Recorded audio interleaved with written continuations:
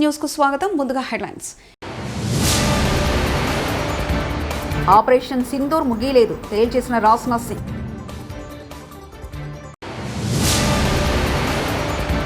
రెవెన్యూబుల్ పరిశ్రమ మాత్రమే కాదు, ఉద్యమం, మినిస్టర్ లోకేష్.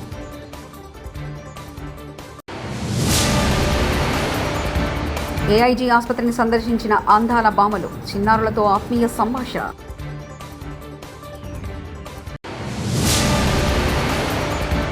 మంత్రి కొండా సురేఖ ప్రెస్ మీట్లో మాట్లాడుతుండగా విద్యుత్ అంతరాయం. దేశ రక్షణ శాఖ మంత్రి రాజ్నాథ్ సింగ్ పాకిస్తాన్కు మాస్ వార్నింగ్ ఇచ్చారు. పాక్ గుండెల్లో రైలు పరిగెత్తించిన ఆపరేషన్ సింధూర్పై కీలక వ్యాఖ్యలు చేశారు. ఆపరేషన్ సింధూర్ ఇంకా ముగిలేదని స్పష్టం చేశారు. ఇప్పటివరకు చూసిందంతా ఒక ట్రైలర్ మాత్రమేనని అన్నారు. శుక్రవారం భుజ్ ఎయిర్ బేస్లో రాజ్నాథ్ పర్యటించారు. ఈ సందర్భంగా ఇండియన్ ఎయిర్ ఫోర్స్ అధికారులతో ముచ్చటించారు. ఆయన మాట్లాడుతూ ఆపరేషన్ సింధూర్ ముగిలేదు, ఇప్పటివరకు చూసిందంతా జస్ట్ ట్రైలర్ మాత్రమే అన్నారు. नेशनल मॉनेटरी फंड IMF द्वारा, जो कि एक इंटरनेशनल ऑर्गेनाइजेशन है, उसके द्वारा इनडायरेक्ट फंडिंग इसे नहीं माना जाएगा? मैं दुनिया के लोगों के सामने यह सवाल रखना चाहता हूं. इसलिए मैं मानता हूं कि आज के समय में पाकिस्तान को किसी भी तरह की आर्थिक सहायता टेरर फंडिंग से कम नहीं है. भारत यही चाहेगा कि IMF पाकिस्तान को अपनी $1 बिलियन की असिस्टेंस पर वह पुनर्विचार करे और आगे भी किसी भी तरह की सहायता देने से IMF परहेज करे. भारत नहीं चाहता जो फंडिंग हम IMF को करते हैं वह डायरेक्ट या इनडायरेक्ट किसी भी तरीके से पाकिस्तान या किसी भी देश में टेरर इंफ्रास्ट्रक्चर को बनाने में वह इस्तेमाल की जाए. हम नहीं चाहते. ఈ దేశం భారత్ ఆర్మీ ప్రధాని మోదీ కాళ్లకు ముక్కాలంటూ వివాదాస్పద వ్యాఖ్యలు చేసిన Madhya Pradesh BJP deputy CM Jagadish దేవా. देश की वो सेना, वो सैनिक उनके चरणों में नतमस्तक है. उनके चरणों में पूरा देश नतमस्तक है. उन्होंने जो जवाब दिया है उसकी जितनी सराहना की जाए, जितना कहा जाए, एक बार उनके लिए जोरदार ताली बजा करते हैं. అనంతపురం జిల్లాలోని గుత్తి మండలం బేతపల్లిలో మంత్రి నారా లోకేష్ ఈరోజు పర్యటించారు. ఈ సందర్భంగా రెన్యూ విద్యుత్ కాంప్లెక్స్కు మంత్రి లోకేష్ భూమి పూజ చేశారు. 2,300 ఎకరాలు 22,000 కోట్లతో రెన్యూవబుల్ ఎనర్జీ కాంప్లెక్స్ను నిర్మించనున్నారు. పవన, సోలార్, బ్యాటరీ ఆధారిత విద్యుత్ ఉత్పత్తి కాంప్లెక్స్ నిర్మాణం జరగనుంది. ఈ సందర్భంగా మంత్రి మాట్లాడుతూ భవిష్యత్తు ఆశలు, ఆకాంక్షల వారీగా రెన్యూవబుల్ ఎనర్జీ కాంప్లెక్స్ నిర్మాణం జరుగుతుందని తెలిపారు. రెన్యూవబుల్ ఎనర్జీ పరిశ్రమ మాత్రమే కాదని ఉద్యమక అన్నారు. Total investment of 7,000 crores will be deployed by Renew Energy, and combining with phase 2, a total 1,800 megawatts of solar, 1 gigawatt of wind, 2,000 megawatts of battery energy storage systems with a total investment of 22,000 crores will only come to the Rayalaseema region of Andhra Pradesh. This complex is more than generating power. It will generate livelihoods, empower communities and energize our economy. After a 5-year lull, Andhra Pradesh is witnessing a green renaissance. A return of renewable energy majors like Renew sends a loud and clear message that this is the decade of Andhra Pradesh. This is the dawn of clean Pradesh. Let us not forget, Renew was one of the largest renewable energy investor in Andhra Pradesh before 2019. Despite the challenges of the past, they are back not just with investment but with conviction. Because when policies are strong, confidence returns, and when leadership is visionary, growth is inevitable. Mr. Sinhaji, your belief in our state and its future is really inspiring. Your return is not just a partnership, it is a reunion of vision and values. I was sitting next to Sinhaji.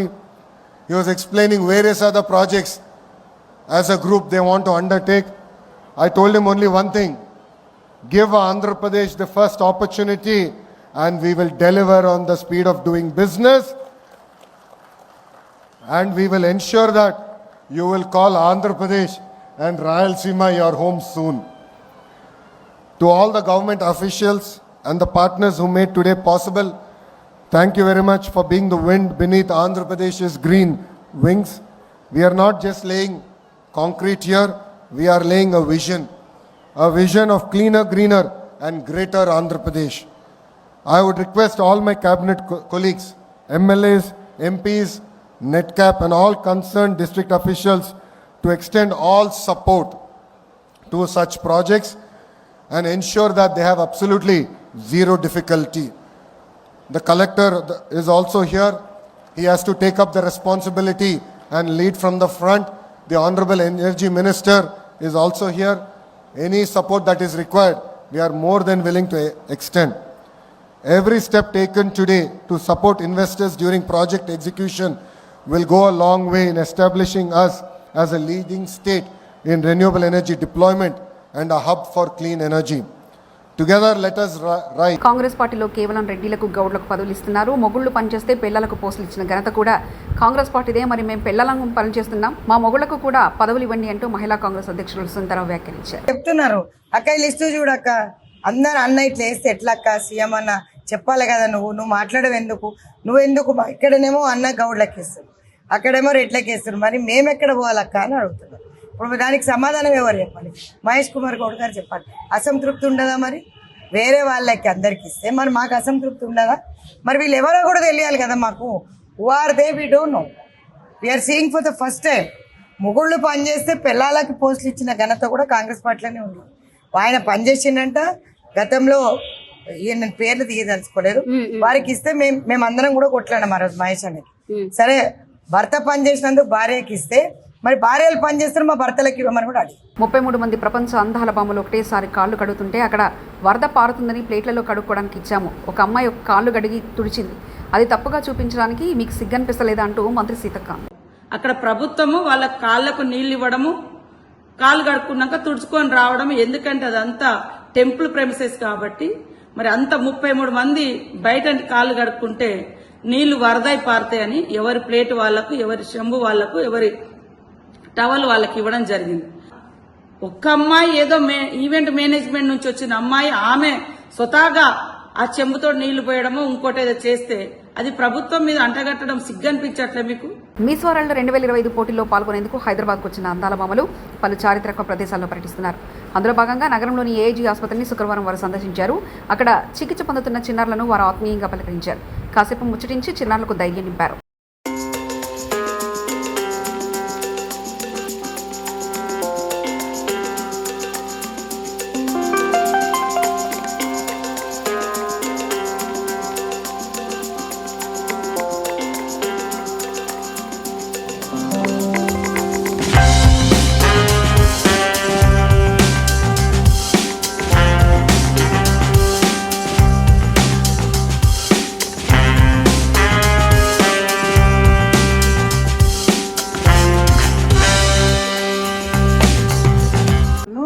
వాటిని ఒక కక్ష సాధింపుతో ఈరోజు ఈ కూటమి ప్రభుత్వం విద్యారంగంలో మార్పులు తీసుకురావడం జరుగుతోంది. ఈరోజు ప్రతి ఒక్కరు కూడా ఈరోజు ఉపాధ్యాయులు కానీ అలాగే విద్యార్థుల తల్లిదండ్రులు కూడా ఆందోళనకు గురయ్యే పరిస్థితి ఏర్పడింది. ఎందుకంటే నిన్న మొన్న మనందరం కూడా గమనించాము, ఉపాధ్యాయులు రోడ్డు ఎక్కి మరియు విద్యాభవన్లు ముట్టడించడం, ధర్నాలు చేయడం జరుగుతోంది. ఇక్కడ ఉపాధ్యాయులు వారికి రావాల్సిన డిఏలు అడగట్లేదు, వారికి రావాల్సిన పిఆర్సి కమిటీలు అడగట్లేదు, వారికి రావాల్సిన ఐఆర్ అడగట్లేదు. కేవలం విద్యారంగాన్ని బతికించండి అని మాత్రమే వాళ్ళు కోరుతున్నారు. అదేవిధంగా ఈరోజు ఎందుకంటే ప్రైమరీ స్కూల్స్ ను స్ట్రెంథైన్ చేయాలని ఒక ఉద్దేశంతోనే ఉపాధ్యాయులు పోరాటం చేయడం జరుగుతోంది. అలాగే ప్రభుత్వ పాఠశాలను బతికించాలని ఒక ఆలోచనతోనే ఉపాధ్యాయులందరూ కూడా ఈరోజు ధర్నా బాటపడి నిన్న మొన్న ధర్నాలు చేయడం జరిగింది. ఈ ప్రభుత్వం వచ్చి రాగానే ఎందుకు అంత అగ్రెసివ్ గా 117 జీవోను రద్దు చేయాలి, అలాగే టీచర్స్ ట్రాన్స్ఫర్స్ చట్టం తేవాలి అని ఇంత హడావిడి ఎందుకు చేస్తుందో, ఇంత కన్ఫ్యూజన్ ఎందుకు చేస్తుందో అర్థం కాని పరిస్థితి ఈరోజు టీచర్స్ లో ఏర్పడింది. అలాగే విద్యార్థి తల్లిదండ్రులలో కూడా ఏర్పడిన విషయం మనందరం కూడా గమనిస్తాను. మార్పులు చేయండి, క్రమంగా మార్పులు చేయాలి. ఈరోజు 117 జీవోను రద్దు చేస్తామని చెప్పి 110 జీవోకు బదులుగా 19, 20, 21 జీవోలు తీసుకురావడం జరిగింది.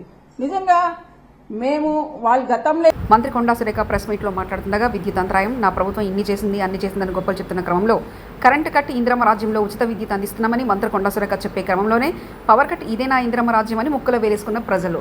కరెక్ట్గా మీకు తెలుస్తుంది కాబట్టి ఈ విధంగా వాళ్ళు చేసి ఈరోజు ఏదో మేం చేస్తున్నామనే పద్ధతిలో క్రియేషన్ చేయడం ఏదైతే ఉందో అది చాలా దారుణం. అంటే కాళేశ్వరం కంటే ఏం కాలేదట, జస్ట్ ఇట్లా క్రాక్ వచ్చింది అంటాడు. మహబూబ్నగర్ జిల్లా దేవరకద్ర నియోజకవర్గం భూత్పూర్ మండల కేంద్రం మున్సిపాలిటీ పట్టణ కేంద్రానికి చెందిన వ్యాపారవేత్త జానబ్ మహమ్మద్ కయ్యూం గారు దంపతులు పవిత్ర పక్క మదీనా హాజ్ యాత్రకు వెళ్తున్న సందర్భంలో శుక్రవారం నాడు బీఆర్ఎస్ పార్టీ సీనియర్ నేత, కళా పోషకులు, కళాభిమాని సంఘ సేవకులు శ్రీ మురళీధర్ గౌడ్ గారు దంపతులు భూత్పూర్లోని వారి నివాసంలో హాజ్ యాత్రకు వెళ్తున్న దంపతులకు శాల్వాలు, పూలహారాలతో ఘనంగా సన్మానించారు. ఈ కార్యక్రమంలో బీఆర్ఎస్ రాష్ట్ర మైనార్టీ నేత మహమ్మద్ సాదిక్ గారు, బీఆర్ఎస్ సీనియర్ నేత మహమ్మద్ వహీద్, శ్రీ నరసింహులు యాదవ్, పట్టణ ముస్లిం సోదరులు తదితరులు శాల్వాలతో పూలమాలతో సత్కరించారు. అలాగే దేశం కొరకు, ప్రపంచం కొరకు, గ్రామం కొరకు అందరూ సుఖ సంతోషాలతో ఉండాలని మురళిగాడు ఆకాంక్షిస్తూ ఖలీల్ గారి యొక్క హజ్ యాత్ర పవిత్రంగా జరగాలని భూత్పూర్ ముస్లిం మత పెద్దలు అందరం ఈరోజు మురళి గారి యొక్క నివాసంలో వారి యొక్క ఈ సన్మానాన్ని పురస్కరించుకొని మేమందరం వారికి కృతజ్ఞతలు. రాబోయే రోజుల్లో కూడా మురళి గారు ఇలాగే ప్రతి కార్యక్రమంలో ముందంజ ఉండి అందరికీ తోడు నీడగా ఉండాలని నేను ఆకాంక్షిస్తూ నేను భూత్పూర్ మొహమ్మద్ సాదిక్ మత పెద్దగా ఆకాంక్షిస్తున్నాను. జనగామ జిల్లా జాఫర్గఢ్ మండలం ఉప్పగల్లు గ్రామంలో ప్రభుత్వం నుంచి మంజూరైన 48 ఇందిరమ్మ ఇళ్లకు సంబంధించిన జాబితాలో తమ పేర్లు లేవని పలువురు నిరుపేదలు ఆందోళన వ్యక్తం చేశారు. గ్రామ పంచాయతీ కార్యాలయం ఎదుట గుమికూడిన వారు పంచాయతీ కార్యదర్శిని నిలదీశారు. ఈ సందర్భంగా కార్యదర్శి స్పందిస్తూ ఇందిరమ్మ ఇళ్ల జాబితాకు సంబంధించిన వివరాలు తనకు తెలియవని, దీనిపై ఇందిరమ్మ గ్రామ కమిటీ, ఇందిరమ్మ ప్రత్యేక అధికారిగా వ్యవహరిస్తున్న తహసీల్దార్ మరియు ఎంపీటీఓ మాత్రమే పూర్తి సమాచారం ఉందని, తర్వాత ఆ నిరుపేదలు పంచాయతీ కార్యాలయం ఎదుట నిరసన వ్యక్తం చేసి తామంతా అర్హులై ఉన్నామని పేర్కొంటూ ఇండ్ల మంజూరుకు వినతి పత్రం కార్యదర్శికి అందజేశారు. అయితే ఎంపీడీఓ అంటారు ఏమన్నారంటే ఇక్కడ గ్రామ పరిధిలోనే మీరు అడగాలి, వాళ్ళు ఇందిరమ్మ కమిటీ దీన్ని ఫైనల్ చేస్తాను, ఇందిరమ్మ త్రోటు కడియన్స్ చేయాలని చెప్పడం జరిగింది.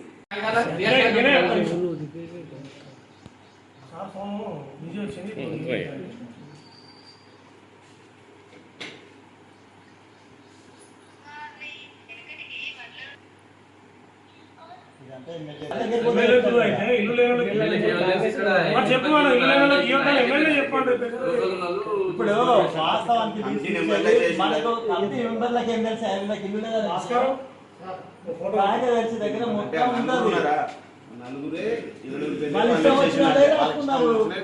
రాసుకుంటే ఈసారి కాన్సెప్ట్ లేకుండా ఈయన అధ్యక్షతల సమావేశం జరిగి సార్ అధ్యక్షత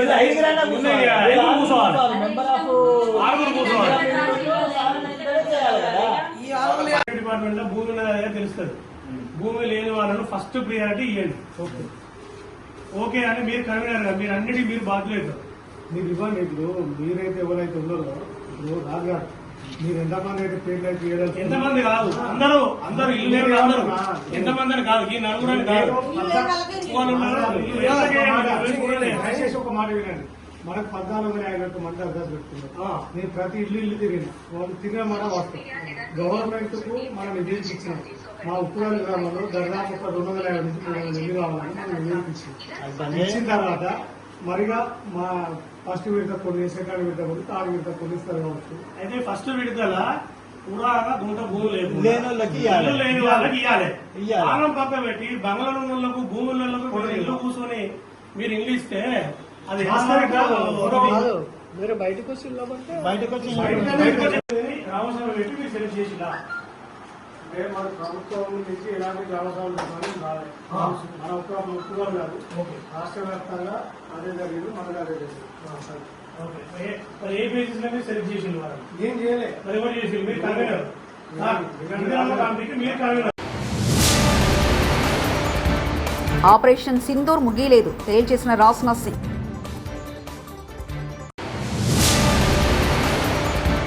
రెవెన్యూబుల్ పరిశ్రమ మాత్రమే కాదు, ఉద్యమం, మినిస్టర్ లోకేష్.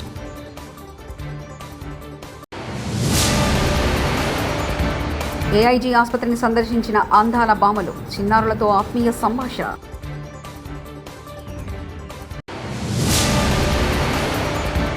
మంత్రి కొండా సురేఖ ప్రెస్ మీట్లో మాట్లాడుతుండగా విద్యుత్ అంతరాయం. ఇవి బులెటిన్ విశేషాలు.